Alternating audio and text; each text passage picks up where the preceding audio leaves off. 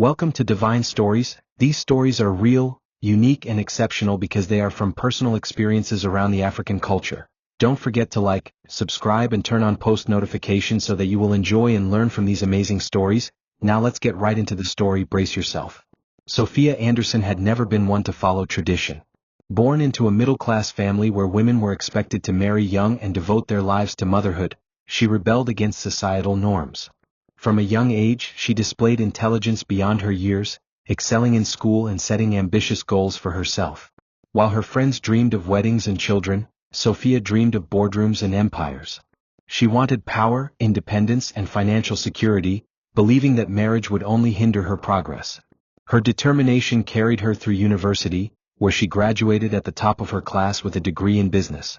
Refusing to take a back seat to anyone, she worked twice as hard as her male counterparts to prove herself. Opportunities came her way because of her talent, but she seized them with an iron grip, ensuring that her career always came first. As Sophia climbed the corporate ladder, she faced criticism from family and friends who urged her to settle down. They warned her that time was not on her side, that she would regret her choices one day. But she brushed them off, convinced that love and children were not necessities for a fulfilling life. She poured her energy into building her empire, founding a tech company that would revolutionize the industry. By the time she reached her 40s, she was at the peak of her success, with her name appearing on the covers of Forbes and Business Insider. Yet, amid all the accolades and wealth, an emptiness lingered in her heart. She attended events alone, returned to an empty penthouse, and watched as her peers built families while she accumulated more money. For the first time, she questioned whether she had been wrong to sacrifice love for ambition. Sophia's company, Innovatech, became one of the most powerful firms in the tech industry, pushing the boundaries of artificial intelligence and cybersecurity. She sat on multiple boards, advised governments on digital security, and was named one of the most influential women in business. Money flowed endlessly, and with it came power. She had the freedom to travel anywhere, buy anything, and command the attention of the world's elite. But as she reached her 50s, a realization struck her like a tidal wave. Success had given her everything she had ever wanted, yet she felt an overwhelming sense of loneliness. She had always assumed that material wealth would compensate for a lack of personal relationships, but it had not. One evening, after a gala celebrating her achievements, Sophia returned home to an eerily silent mansion. She removed her diamond earrings, gazed at her reflection in the mirror, and saw something she had never acknowledged before: aging. The lines on her face, the graying strands in her hair, the exhaustion in her eyes. She had spent so much time working that she had let the years slip by unnoticed. She realized that she had no one to inherit her empire, no one to carry on her name. The thought unsettled her. For the first time in her life, she contemplated marriage, not for love but for companionship. Maybe she had been wrong all along. Maybe she did need someone after all. Sophia began observing the people around her, noticing the warmth in their families, the way their children clung to them, the laughter that filled their homes. She had always believed that success was the ultimate goal, yet here she was, envying the very thing she had spent her life avoiding. At 52, she decided to take a step she never thought she would. She started dating. Wealth made it easy to attract suitors, but she soon realized that most men were either intimidated by her power or only interested in her fortune. It was an exhausting and disheartening process, but she pressed on, determined to find a meaningful connection before it was too late. Eventually, she met Andrew, a successful lawyer in his late 50s. He admired her ambition and intelligence rather than feeling threatened by it. They connected on an intellectual level, and for the first time in her life, Sophia allowed herself to be vulnerable. Within a year, they were married in a lavish ceremony attended by the world's elite. But as they settled into married life, a deep sadness overtook Sophia. She had finally found love, but she had missed her chance at motherhood. The reality of menopause weighed heavily on her. She had spent her youth chasing success, never realizing that some things had expiration dates. Sophia and Andrew explored every medical option available, spending millions on fertility treatments, surrogacy, and experimental procedures. But no matter how much money she threw at the problem, biology was unyielding. She was past her prime. Each failed attempt shattered her spirit, leaving her feeling helpless for the first time in her life. She had never encountered an obstacle she couldn't overcome through sheer determination, but this was different. The realization that she could never bear children of her own sent her into a depression. She withdrew from public life, reducing her work commitments and avoiding social events where she would see mothers with their children. Andrew tried to console her, but he couldn't understand the depth of her grief. She had sacrificed her entire life for success, believing she could have it all whenever she wanted, but now she understood the cruel truth: time was the one thing she could never buy back. She resented herself for waiting too long, for assuming she would always have options. In her desperation, she began considering adoption. If she couldn't have her own child, she would find one to love.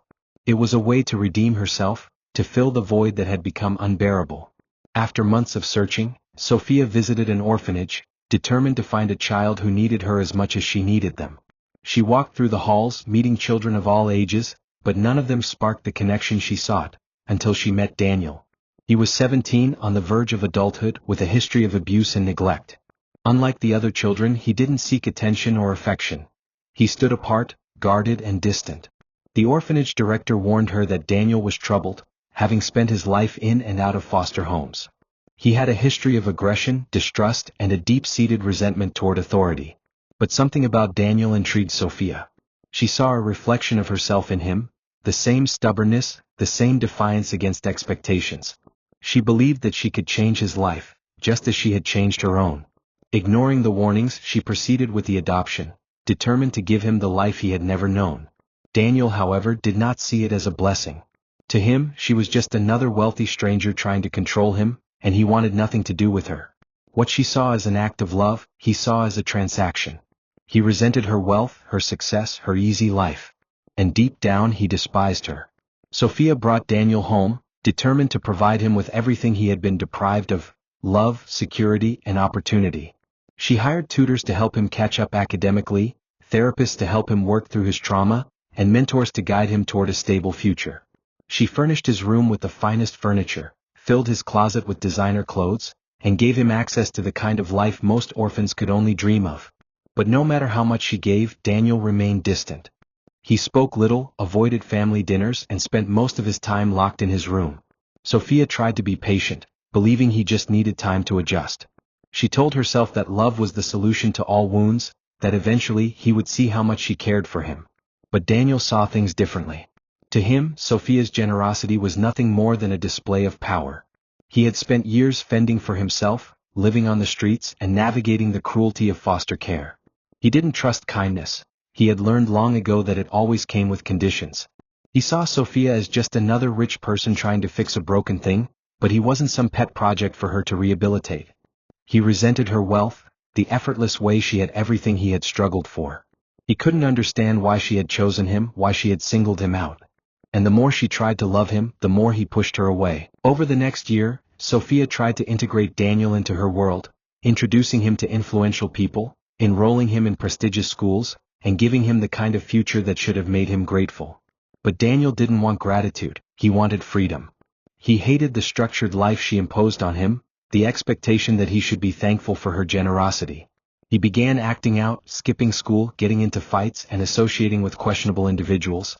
Sophia, unwilling to give up on him, responded with even more affection, hoping that her patience would eventually break through his anger. But Daniel saw her kindness as weakness, another way for her to control him. The resentment festered within him, growing into something dark and dangerous. He started stealing from her, small things at first, cash from her purse, jewelry from her dresser, but soon his greed escalated.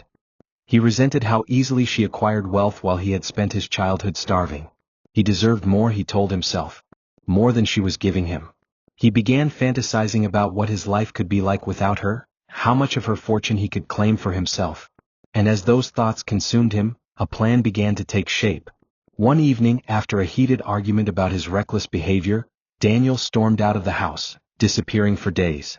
Sophia was worried but refused to give up on him.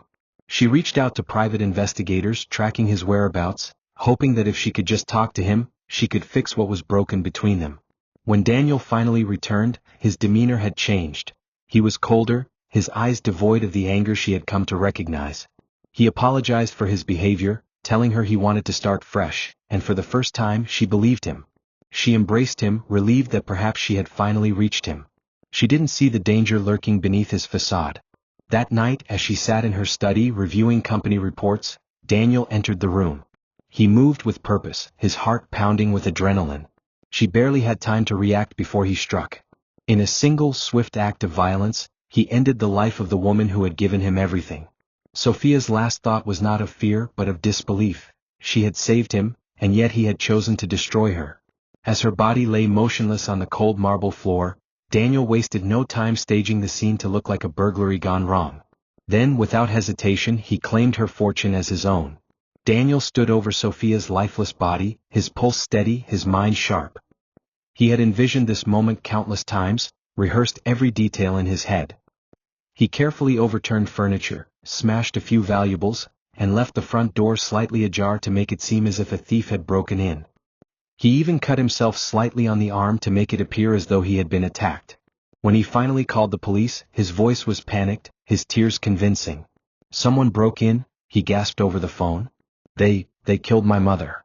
He knew how to play the victim, how to manipulate people into seeing him as an unfortunate son who had lost everything. The police arrived within minutes, securing the scene and questioning Daniel. He told them he had been out when the attack happened, returning home to find Sophia already gone. His performance was flawless. Neighbors spoke of how Sophia had loved him, how she had done everything to help him. No one suspected that the grieving son was, in fact, the murderer. As condolences poured in, Daniel did not feel guilt, only satisfaction. He had done what he needed to do. Sophia's wealth was finally his, and he was free to live the life he had always imagined. In the weeks that followed, Daniel wasted no time indulging in his newfound fortune. He liquidated assets, sold off properties, and threw extravagant parties in the mansion where Sophia had once dreamed of building a family. He surrounded himself with people who praised and envied him, basking in the illusion of power that wealth provided. He bought luxury cars, designer clothes, and gambled recklessly. He was finally living the life he had always believed he deserved, without restrictions, without rules. But what he failed to realize was that wealth earned through blood never lasts. The more he spent, the more his greed grew. He moved from one indulgence to the next, numbing himself with drugs and alcohol, never allowing himself a moment of silence. Deep down, in the quiet corners of his mind, he knew the truth: he had nothing. No purpose, no legacy, no real relationships. He had killed the only person who had ever truly cared for him, and now he was surrounded only by people who wanted his money. But he didn't stop. He told himself he was untouchable, that he had beaten the system. What he didn't know was that the world was already closing in on him. For a while, the police accepted Daniel's version of events, but cracks in his story began to show. The investigation revealed inconsistencies. There was no forced entry, the wounds on his arm didn't match the struggle he described, and most damning of all, financial records showed that within days of Sophia's death, he had begun liquidating her assets. The lead detective, James Calloway, had seen cases like this before. Something about Daniel's grief felt rehearsed, his behavior too eager to move on.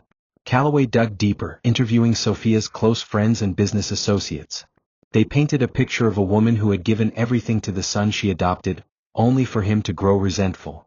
Surveillance footage from nearby cameras placed Daniel at the house much earlier than he had claimed. His alibi crumbled. With enough evidence in place, the police decided to act. One evening, as Daniel lounged in a private club, reveling in his stolen fortune, he was approached by officers. The moment they read him his rights, reality hit him. His perfect crime had failed. Daniel sat in the cold, sterile interrogation room, his hands shackled to the table. The arrogance he had once carried so effortlessly had started to crack. Detective Calloway leaned forward, placing crime scene photos in front of him. Sophia's lifeless body, the blood pattern inconsistencies, the financial transactions that painted a clear picture of motive. "You made it look like a robbery," Calloway said, his voice calm but firm. "But you weren't as smart as you thought." Daniel scoffed, feigning indifference, but the weight of the evidence pressed against him like an avalanche. He had been careful, so he thought. But as the detective continued speaking, revealing surveillance footage, digital footprints, and testimony from people who had started to question his behavior, Daniel realized that his web of lies was unraveling. The silence stretched as he debated his next move. Denial was his first instinct, but he knew that any misstep could seal his fate. "I had nothing to do with it," he said finally, his voice measured. But Calloway simply smiled, tapping on a folder in front of him. "You've been spending money like a man who just won the lottery. That's not grief, Daniel. That's guilt." The interrogation continued for hours, but Daniel refused to break. However, the evidence spoke for itself. As he was led back to his holding cell, a realization dawned on him: he wasn't untouchable. He had overplayed his hand. And now the walls were closing in. News of Daniel's arrest spread like wildfire.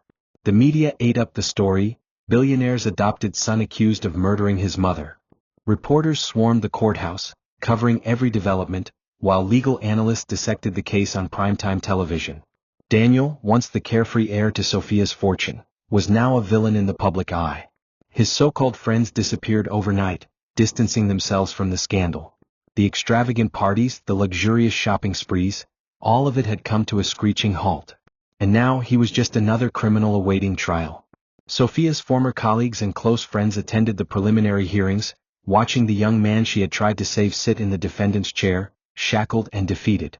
Some mourned her while others seethed with anger. She had built an empire from nothing, only to have it stolen and squandered by the very person she had given everything to. Daniel refused to look at them. He hated their pity, hated their judgment. But most of all, he hated that they were right. He had destroyed the only person who had ever truly cared for him. The courtroom was packed as Daniel's trial began.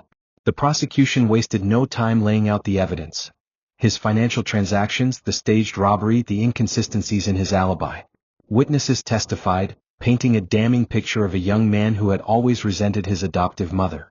Former employees from Sophia's company spoke of her desperate attempts to save him, to make him feel loved. The prosecution painted it as a tragic irony. She had tried to rescue him from a cruel world, and in return he had taken her life. Daniel's defense team fought back, claiming there was no concrete proof he had committed the murder. They argued that he had been a troubled young man, misunderstood and judged unfairly. But the jury wasn't swayed. The forensic evidence, the damning financial records and Daniel's erratic behavior after Sophia's death made it clear, he was guilty. When the verdict was finally read, life in prison without the possibility of parole, Daniel barely reacted. He had known it was coming. He had spent his entire life believing the world owed him something. Now he had nothing left.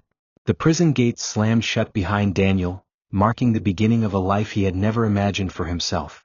He had spent years believing he was destined for wealth, power, and endless indulgence. Now his reality was a 6-by-8-foot cell with a concrete bed and a steel toilet. The first few weeks were the hardest. The other inmates saw him as an outsider, a spoiled rich boy who had thrown away a life of privilege. Some mocked him, others threatened him, and a few saw an opportunity to manipulate him, to use him for whatever remained of his dwindling influence outside. Daniel quickly realized that prison was nothing like the world he had come from. There were no luxuries, no shortcuts, no people to impress. The men he was surrounded by had seen hardship in ways he never had. He wasn't special here. He was just another inmate, another criminal serving time. He thought of Sophia often, but not in the way he had before. For the first time, regret gnawed at him. Not because he was caught, but because he had destroyed the only person who had given him a chance. He had spent so much time resenting her wealth that he never saw the love behind her actions. Now it was too late. Months turned into years and Daniel's name faded from the headlines. He had once been the center of a national scandal, but the world had moved on. Sophia's company was sold off, her assets liquidated, and her legacy reduced to nothing more than a cautionary tale. Daniel's cell became his entire world, a space where time seemed to stand still, where the only thing left to do was think. Regret was a slow, creeping thing, and with every passing day, it consumed him more. He thought of the life he could have had, the mother he had betrayed, and the future he had thrown away. In his darkest moments, he imagined what it would have been like if he had simply accepted her love. Would he have learned to trust her? Would he have found happiness in the life she had offered? He would never know. He had been blinded by his own bitterness, his own greed. Now he had nothing but memories of a woman he had once despised, memories that haunted him more than the prison walls ever could. He began avoiding the other inmates, isolating himself as much as possible. He no longer spoke of his past, no longer boasted of the wealth he once had. None of it mattered now. Outside the prison walls, Sophia's name faded into obscurity. Her empire had been absorbed by larger corporations, her contributions to the industry overshadowed by new innovators. The woman who had once been a pioneer, a leader, was now just a footnote in business history. There was no one to carry on her legacy, no child to inherit her name. Everything she had built was gone. The only thing that remained was the memory of her tragic end. A woman who had given everything for success, only to have her life stolen by the one she had tried to save. Daniel knew this. He read what little news he could get, watching as the world moved forward without him. He had believed once that he would inherit greatness, that he would make something of himself with Sophia's wealth. But now he understood the truth. He had destroyed her legacy, and in doing so he had destroyed himself. He was nothing. Just another inmate serving a life sentence. No wealth. No power. No future. And as he lay on his thin prison mattress staring at the ceiling, he finally understood the cruelest irony of all. Sophia had tried to give him everything. And in the end he had lost it all. Years passed, and Daniel became just another forgotten inmate in the prison system. The outside world no longer cared about his story. New scandals and crimes had taken over the headlines. He watched younger prisoners come in full of defiance, the same arrogance he had once carried. Some of them reminded him of himself, angry, reckless, believing the world owed them something. He wanted to warn them, to tell them that their path only led to regret, but he knew it wouldn't matter. He wouldn't have listened back then either. The days in prison blurred together, one indistinguishable from the next. He spent his time in silence, avoiding conflict, speaking only when necessary. Even the prison guards barely acknowledged him anymore. He had gone from a wealthy heir to a man whose existence no longer mattered. Sometimes he would dream of his old life, of the luxury, the power, the opportunities. But those dreams always ended with Sophia's face, her final moments flashing before his eyes. The guilt was suffocating, but he carried it because he knew it was the only thing he had left. One night, Daniel sat alone in the prison yard, staring up at the sky. It was the only thing that remained unchanged, the same sky he had seen from Sophia's mansion, from expensive resorts, and now from behind bars. He thought about his mother, not the wealthy CO he had despised, but the woman who had chosen him. The woman who had tried, despite his anger, to love him. He had spent his life believing he had been cheated, that the world had taken from him. But now he saw the truth. He had been the one who had taken. He had taken Sophia's trust, her kindness, her life. And for what? A fortune he hadn't even known how to keep? For the first time in years he allowed himself to grieve. Not for his own loss, but for Sophia. He had stolen her future, but more than that, he had stolen his own. He could have had a life, a real one. He could have been someone. But now all he had left was regret. He had been given a second chance the day Sophia adopted him, and he had thrown it away. The realization didn't bring him peace. It only deepened the weight in his chest. There was no redemption left for him. His sentence was for life, but the truth was, his life had ended the moment he had betrayed her. Years later, Daniel's name was no longer spoken. His life in prison continued, a monotonous cycle of forgotten days. He never applied for parole, never sought appeal. He knew he didn't deserve freedom. The wealth he had killed for had disappeared, his name erased from the business world. He had spent so many years believing he was destined for greatness, but in the end he had left no legacy, no impact. He was a cautionary tale, one that no one remembered.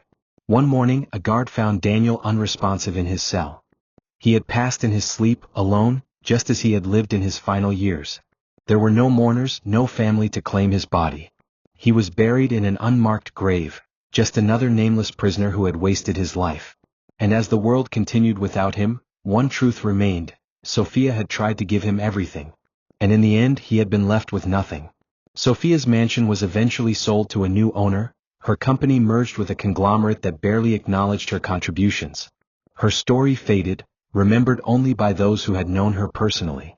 But for those who did remember, she remained a tragic figure. A woman who had sacrificed love for success, only to realize too late what truly mattered. And Daniel? He became nothing more than a forgotten criminal, lost in the system, erased from history. In the end, his story was not one of triumph, nor even of tragedy. It was simply a wasted life, one that could have been so much more. Moral of the story: time is the one thing that cannot be reclaimed. Choices have consequences, and some mistakes can never be undone. Thank you for watching this video. What did you learn from this story? Drop it in the comments. Please make sure you like, comment, and subscribe to my YouTube channel Divine Stories for more.